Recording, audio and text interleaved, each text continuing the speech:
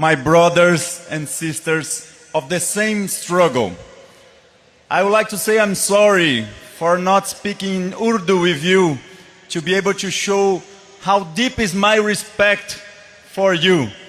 And eventually I'm sure I will learn how to speak in your own language because I fell in love with these people, with the Pakistani people. Thank you so much for having me here.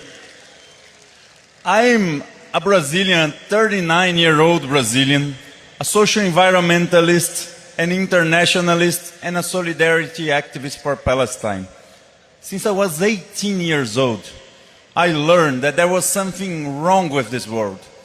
That the world that I've been educated in a colonial education system, has taught me so many lies.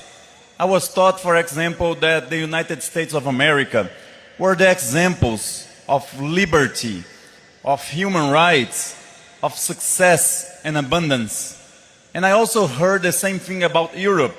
I was taught to know the rivers in Europe and all the neighborhoods of New York, but I was never taught to learn the countries that were my neighbors in Latin America.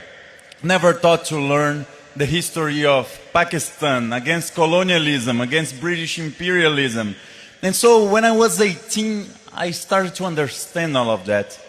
And now, 21 years later, I see a whole generation of millions and billions of people because the Palestinian people woke so many people up, and now they're finally questioning, what is the world that we live in? I heard so many times all of you saying here today that you need a system change. And it's exactly what is this generation needs to do. That's exactly the historical calling that we have upon us right now. Because the same system that enables a genocide in Palestine, a genocide in Sudan, a genocide in Congo, is the same system that is promoting an ecocide in the Amazon forest, in all the biomes all around the world. The system which is led by US imperialism and Israeli Zionism.